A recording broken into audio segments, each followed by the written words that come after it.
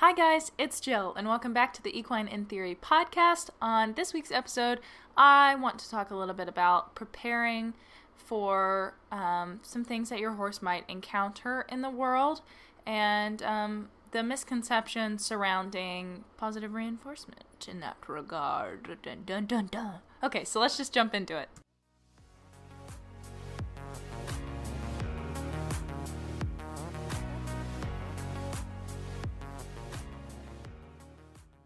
Alrighty guys, first off, I want to apologize for this podcast episode not going up on time. I just spent all day yesterday and the day prior editing a YouTube video and preparing for that, and it took way longer than I expected, and all of a sudden it was 3 a.m. and I still hadn't recorded a podcast episode, but I was like, I don't think I can talk right now. My brain is fried. So I just figured it would be best to go ahead and wait a bit and do it the next day.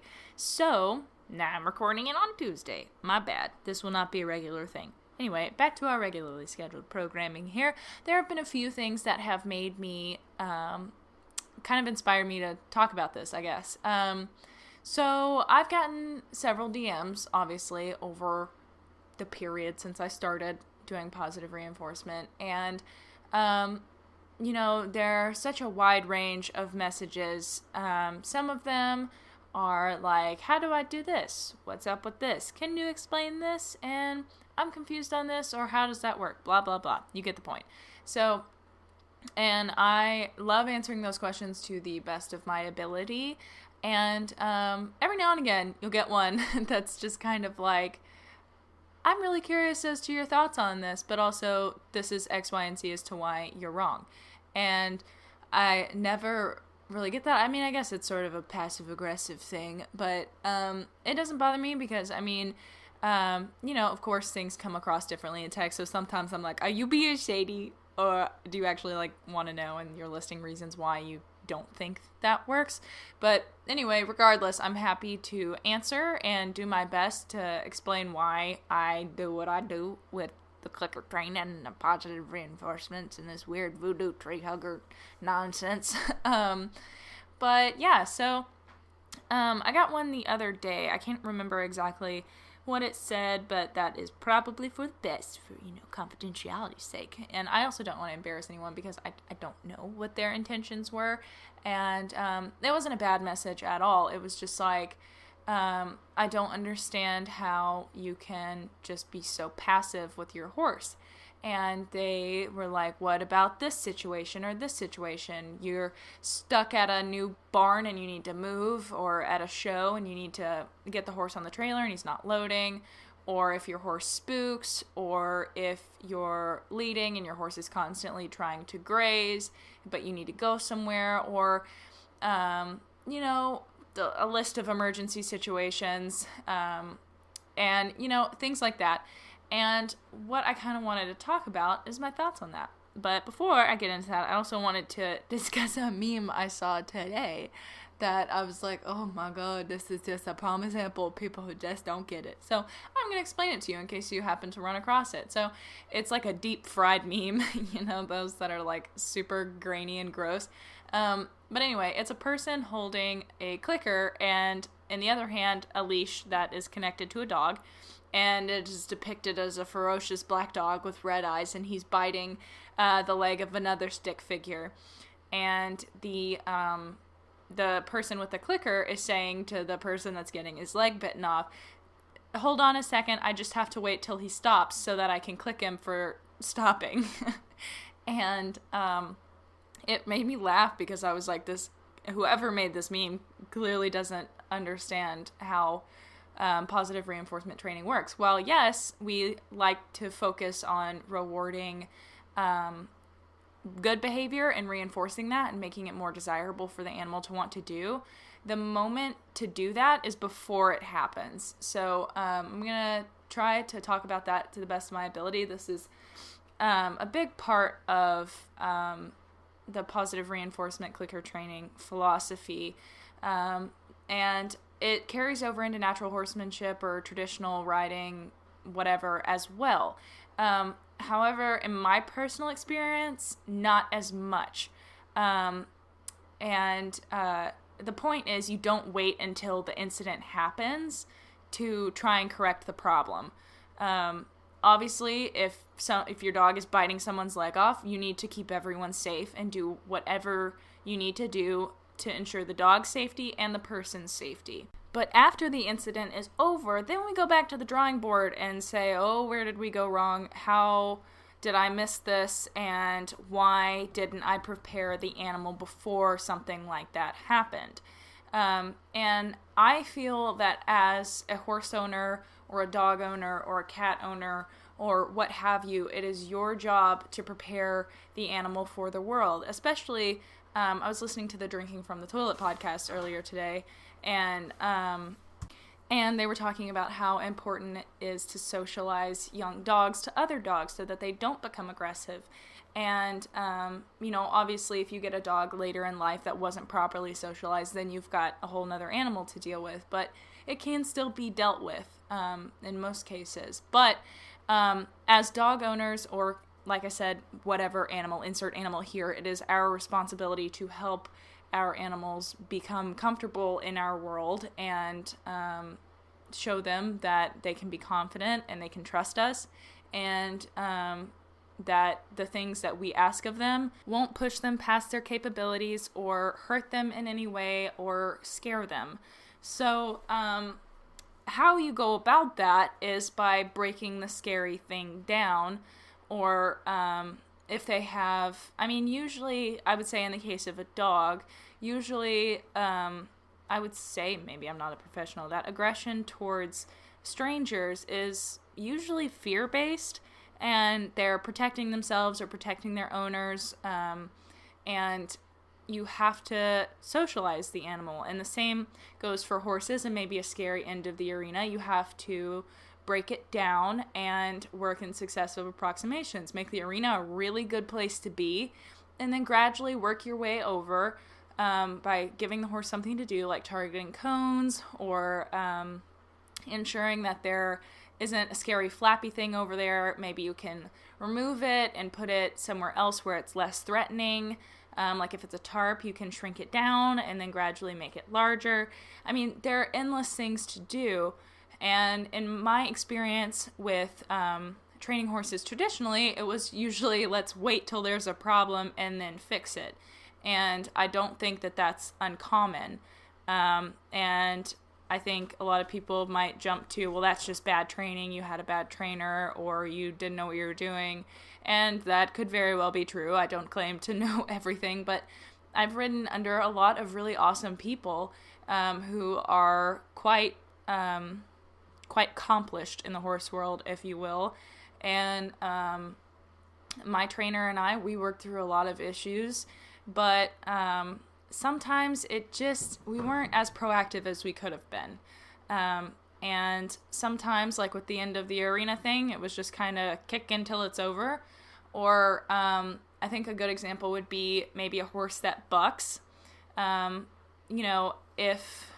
Zoe used to buck a lot after jumps, and it wasn't like a buck, but she would like do a little crow hop thing, and my trainer would laugh and say, oh, it's so funny, and how cute. And I'm not saying that was wrong or bad, but I think that it might have been misinterpreted a little bit, because ideally I would like my horse to trot or canter in the approach to a jump in a calm, balanced, relaxed rhythm, and take the jump and then canter, trot away in the same rhythm that they took off in.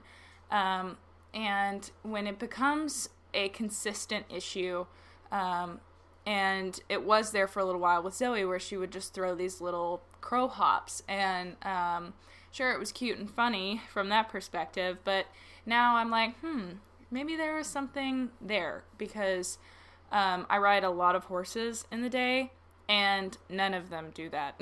And I think that labeling it as a spicy or hot mare thing and just laughing it off is not maybe effective. And, of course, I don't want to give the impression that I'm one of those people that's like, oh my God, everything is an issue. The horse is constantly afraid and in pain and blah, blah, blah. But there was also a time where I rode and jumped Zoe, and that didn't happen. And So now obviously there's not much I can do to fix that particular issue. Well, actually, I am working on that issue, but not actively jumping. But I hope to get back to that point. And so I think the biggest issue for us was I was riding in a saddle that didn't fit her. And I didn't know it didn't fit her because the maker of the saddle told me it did. And then I had 2 different saddle fitters look at it. And they were like, this saddle doesn't fit her at all. And then I did my own research and looked into it. And I was like, yeah, they're right. So I think that the horses are always communicating to us. It's just up to our interpretation. And unfortunately, sometimes that's wrong. And it's unfortunate for the horse when we're wrong, because for me, in that situation, Zoe was likely crow hopping because her saddle didn't fit, and landing was maybe uncomfortable, or jumping was uncomfortable. And she was trying to let me know that. And, you know, I was basing off of my trainer, and it's my fault for not looking into it further myself, but I was just like, oh, she's just having fun. She'd really like that jump, or maybe she got a weird spot and was, you know, she was like, oh, I can do better. You know, that's anthropomorphic to me to say, like, oh, she's so sassy, or like, whatever. And I think that's, I think that is a problem. And for us, now what I would want to do with that, if a problem comes up and I haven't actively tried to eliminate it prior to the question or task in question, then I would go back to the drawing board and be like, okay, let's try and knock out pain first and see if we can locate an area where maybe she's uncomfortable, have a chiropractor, a body worker, or a saddle fitter, make sure her feet are good, a dentist, see if there are any issues, maybe have like a checkup done on her by the vet. You know, there are 100 things that could be an issue, but I think we can always be proactive and do our best to try and make sure that our horses aren't uncomfortable, because, you know, training can only go so far if the horse is in pain. But if they're not, then there are endless solutions to behavioral problems as far as training goes. But if it's pain-based, then it gets a little trickier, because obviously you don't want the horse to be fighting through the pain, either to please you, or to get a treat, or to avoid pressure. Yeah. Oh, goodness.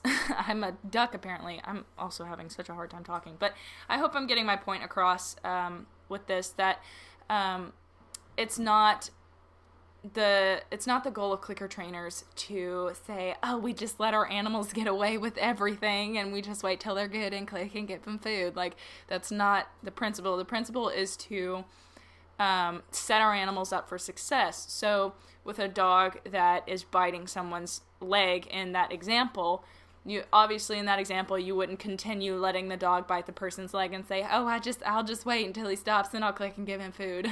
Like, it's not like that. It's the goal with an actual clicker trainer, not this awful clicker trainer in this meme, whatever. God, brain is not working tonight. I'm so sorry, guys. I hope that I'm getting my point across here.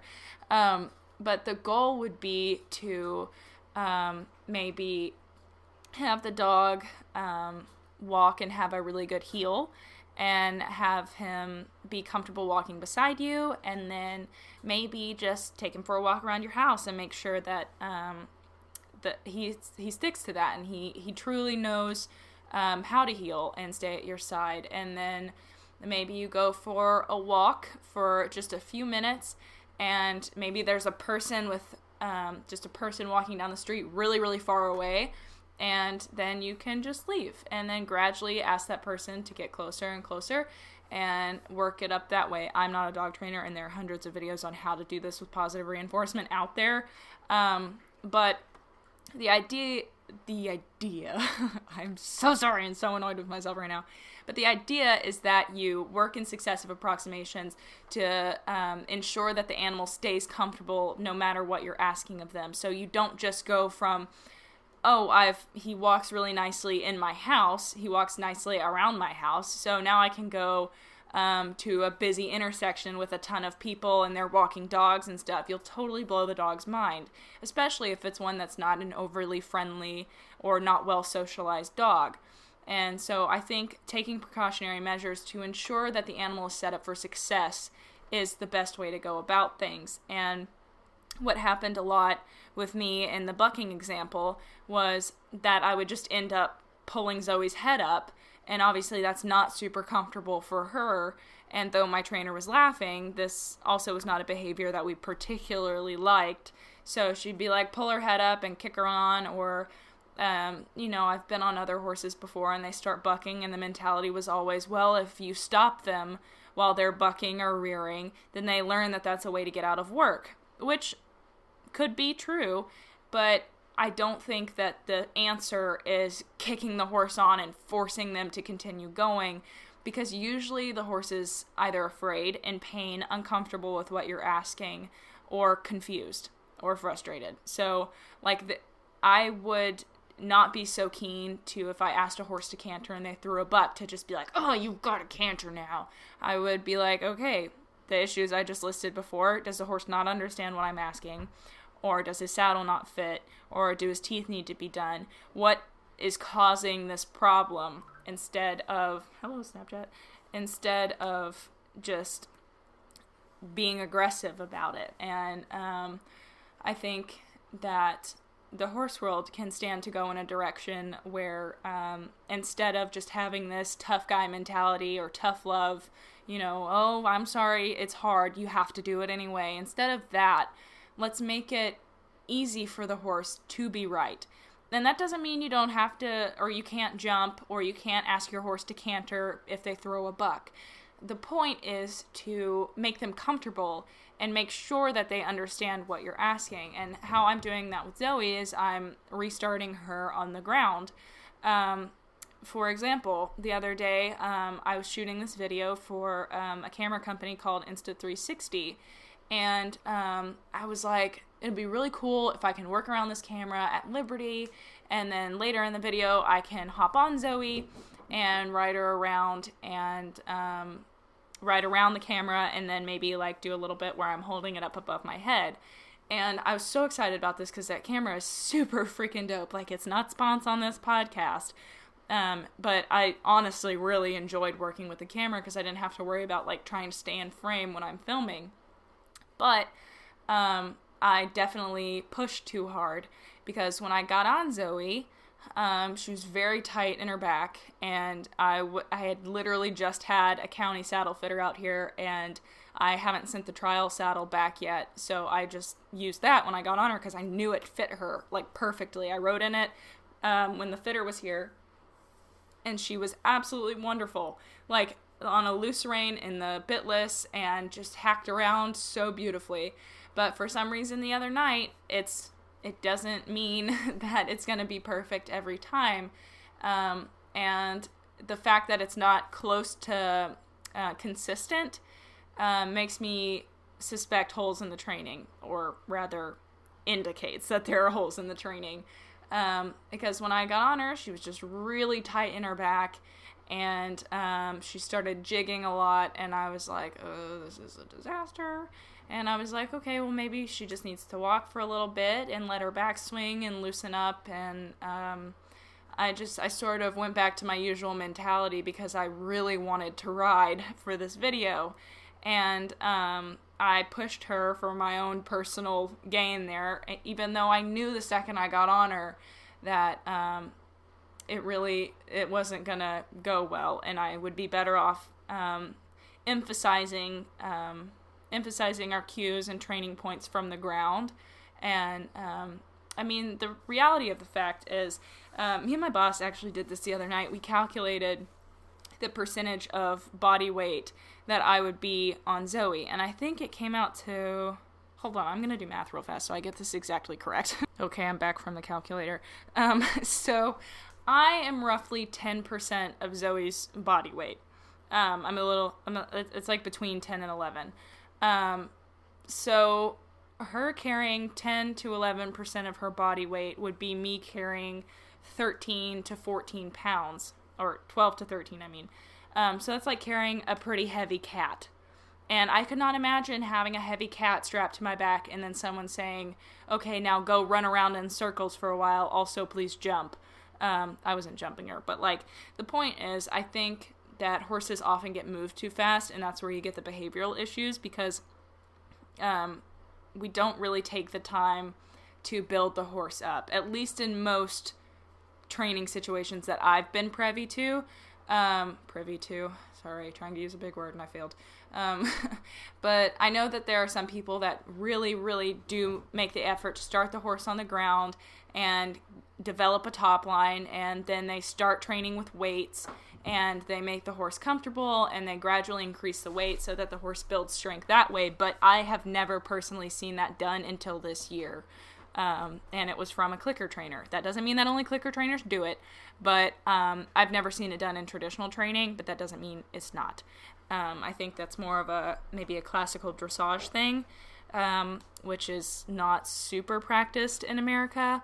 But anyway, so honestly, it was unfair of me, after Zoe hasn't been ridden really consistently, to just hop on her and be like, okay, let's do walk trot and see how a canter goes. The canter went terribly. Spoiler alert, if you haven't watched the video. It was not good, and I couldn't even, like, it physically hurt me to include that in the video, but I was like, I want to be able to look back on this and see the difference. And I know that there are going to be people that are like, clicker training doesn't work, look how awful that canter is, and I'm like, yeah, it sucks, but I also haven't worked on that at all with her, and I just expected it to be okay. And when the saddle fitter was out here, she was perfect. I don't know what the conditions were that made it so good, but I didn't canter her. I mean, I just walked and trotted, and she was so loose in her back and just comfortable. But for some reason, the other night when I hopped on her, it was just not the same. I mean, it was a different time of day. Maybe that was it. I don't know. But she was just very uncomfortable. And she got racy and was just like trotting really fast or slow and just didn't feel comfortable. And it just like made me really sick, that I was like, ugh, I need to stop pushing, and I eventually did. I was like, I just need to stop, and we're just going to walk, and the video will be boring. But at that point, I picked up the selfie stick and carried it around above my head and got some pretty cool shots, so I hope the video is decent. But there were just a lot of things, a lot of tail swishing, a lot of ears back, and stuff that I was just like, I have so much work to do. And I need to stop rushing it. I wrote the pressure to get back in the saddle blog post for a reason, and I need to hold to that. And trust me, it's hard when everyone you see is riding, and whether their horses are super calm and relaxed or not, it's really hard to watch a bunch of people riding and jumping and being successful, even if it's not perfect. And I'm just like, I can't do that to Zoe, because I can't push her that way. She physically will not end up like those horses that I see that look successful. And obviously, keyword being look successful. I don't know the full story. Some of them could be, some of them could not be. I feel like I'm overqualifying every sentence I say, but I don't want to give the wrong impression. But it's just, Zoe, it just doesn't work like that with her. I can't just hop on her and expect a stellar, relaxed ride where she tracks up and is loose in her back and is happy to do whatever I ask of her. I've got a lot more work to do, and this is the point I'm trying to make, is that I can't just get on and be like, oh, she's cantering in place. I just need to like let her stride out and make her lengthen instead of this awkward choppy canter, or the same with trot. And that used to sort of be my mindset. I can't tell you how many times I'd be at a clinic with an Olympian, and Zoe would be doing that same tight-backed canter, and they'd be like, go gallop her for a second and let her stretch out and then come back. And sometimes it worked, and sometimes it riled her up and made it worse. It really depended on a lot of other environmental factors, I guess, or her comfort level. But the point I'm making is, I don't think that is the right answer. I don't think that taking a chance and by pushing the horse even more, like with the end of the arena thing, kicking them on, or bucking, kicking them on, or if they're tight and cantering in place, kicking them on. I don't think that's the right answer. I think the right answer is to back up, eliminate pain, check to see if you're frustrating the horse, if they're confused, if they even understand what you're asking, and how can you be a better trainer? How can you make it clearer to the animal what it is that you want, or that the thing that they are afraid of in the case of the dog is okay and is friendly, and how you would like them to respond to the stimuli you present to them. So I think that is pretty much my whole point here. And in talking about Zoe, I kind of found more of my point, that it's really, really easy to get sucked into, well, maybe just let's try a little more. Let's see what we can get. Let's see what happens. She was good the other day, so she'll be good now. And I think I overestimated shortchanging my my training, because she was good that one day. So I was like, oh, maybe she's good under saddle now, and it's magic, and the clicker training just transferred, and we're good. That's not the case, and it might be for some horses, but for her, I think I'm going to have to actually work at it a little bit, which actually is really exciting for me, because if she was just all of a sudden good under saddle, I wouldn't learn anything. So it's going to be a challenge, and it's going to be something that we have to work on, but I'm totally fine with that, because I don't need to ride to enjoy my horse, and I have a lot of fun working with her on the ground, and there's still a lot of things we need to work on the ground as well. So, I mean, I'm just excited for having all of these things to do, and instead of just being bored, like just a horse that just knows how to do everything and doesn't have any problems with it. That's great, and that's the goal, but I do like a project. I've always liked project horses. I just never really knew how to solve the projects in a way that produced the result I was going for. I could always have a horse that would be successful at a show and jump clean and have a decent dressage test, but decent might be a little generous, but like we would get through the show and we might even place, but I never got exactly what I wanted, and the horse was never 110% confident in me, and that's what I want from Zoe. So, to give one more example, I read a blog post about this. I think it was on Hippologic, and I've talked to Adele about this quite a bit, but a head-up cue. So if your horse, hauls you over to the grass to graze, I saw some, it was a snotty blog post, I think, or an Instagram comment or something like that, but it was snotty. It was so what am I supposed to do when the horse pulls us over to the grass? I'm supposed to just say, okay, wait there, let me go get my clicker and some treats and wait till you put your head up to stop. And that's not, that's understandable that people would think that. Because we are also used to waiting until something happens to try and work on the issue. But, and I feel like everyone can guess what I'm going to say here, and I'll say it one more time for the people in the back. You work on it before it happens. So, you train a head-up cue, and you can set up simulations, in your stall, if your horse is stalled, or if he's on a dry lot, you can do the same thing. You just get, a bucket and put some grass in there, and, you can develop your cue for head down, or it's okay to graze, or what have you.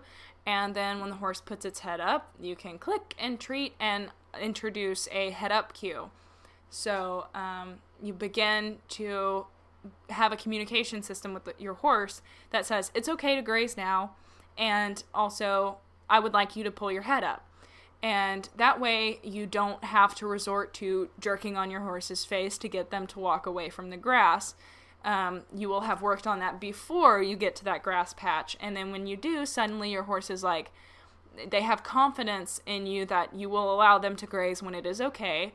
And also they will still be performing a reinforcing behavior when they're not allowed to graze, because you will be rewarding them for not grazing, if that makes sense. So and this is the other thing, and the last thing I think I'm going to talk about, because we're running at 30 minutes here and my throat hurts. But I think something that is super common, especially in horse training and maybe even in like dog training, if you're not a super dog trainer and you just like kind of have your household dog, is we focus so heavily on the behaviors we don't like, because we're always taught with horses, well, even with dogs, that your animal is going to usurp you if you don't assert your authority. And if they don't respect you, they're going to take advantage of you.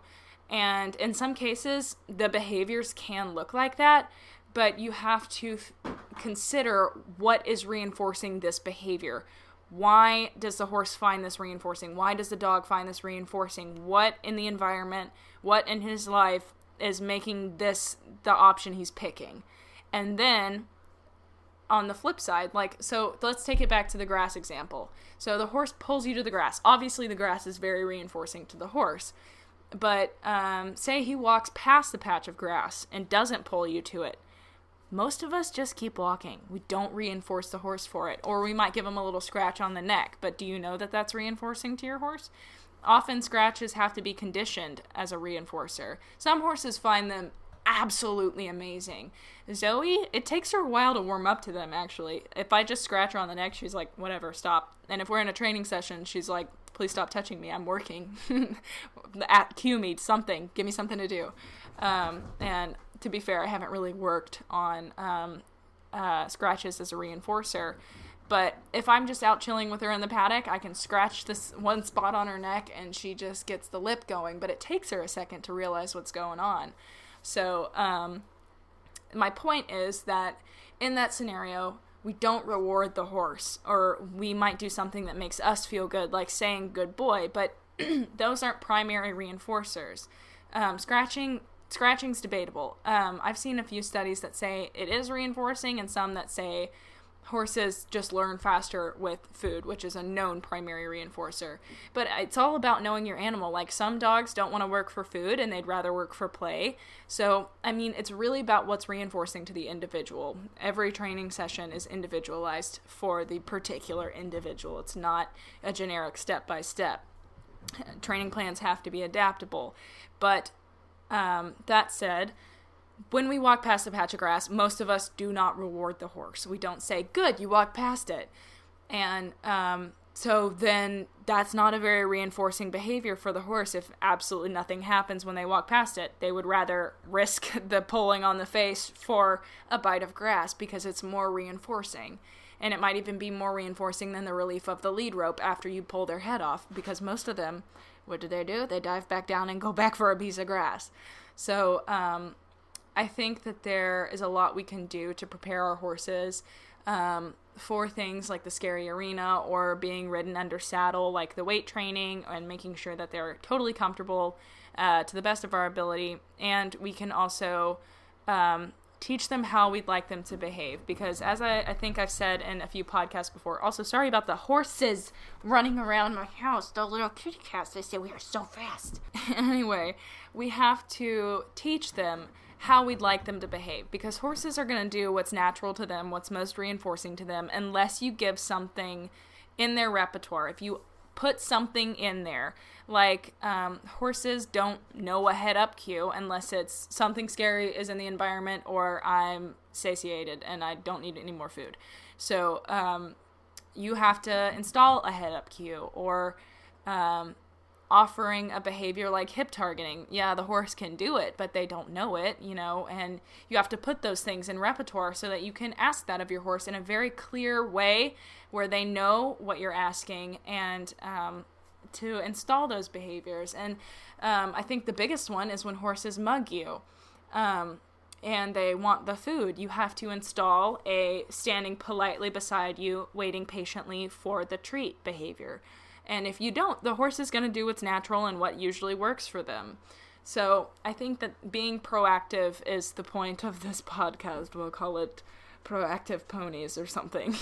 But the goal is to set up the animal to be successful in the environment, be it because something's scary, or because you want them to be able to complete a task, or you would like them to behave a specific way around you. and not come into your space or come on top of you or pull you to grass or mug you. All of those things can be avoided through training, and you don't have to just punish the horse every time they do something you don't like. And that was one of the DMs I got, was just like, how do I, like, my horse is very rude and pushy. And I think that the first thing to do is to remove those labels and stop saying things like that, because you're limiting yourself as to what you can solve. Because if your horse is rude and pushy, then he's not changing. But if your horse is exhibiting behaviors that you would like to change, then you can do something about that, because he's currently doing it, not it's something he is. Does that make sense? It's too late for me to be trying to word sentences eloquently, and I apologize. But as tedious as semantics are, I think that they are important, because language can limit us, and when we say something is this, then that's what it is. But if you say, it's malleable, I can change it, it's adaptable, I can introduce something new that will be more reinforcing, then you've got something to work with there. So I think that that is what I would like to leave you all with, to be proactive, to prepare your animal for the real world so that things don't scare him. And I don't mean just like flooding, like throwing a tarp at it until the horse is panicked enough that he just shuts down. I'm talking about what I suggested earlier, working up in small approximations so that the horse never goes over fear threshold and they don't have to panic. They can just stay at the same little bit of level of like, oh, what is that? That's kind of an interesting, potentially threatening thing over there. But then you can work up to where they never go, oh my God, I'm going to die, and then have to come down into there's nothing I can do and go into a state of learned helplessness. So that is last thoughts. I think that I have covered a wide range of things, and I hope that my rambling and kind of chaotic brain tonight made sense to at least one person. Let me know what you guys think, and be sure to leave a positive review for the podcast. I promise it will continue being posted on Tuesdays. I messed up this week.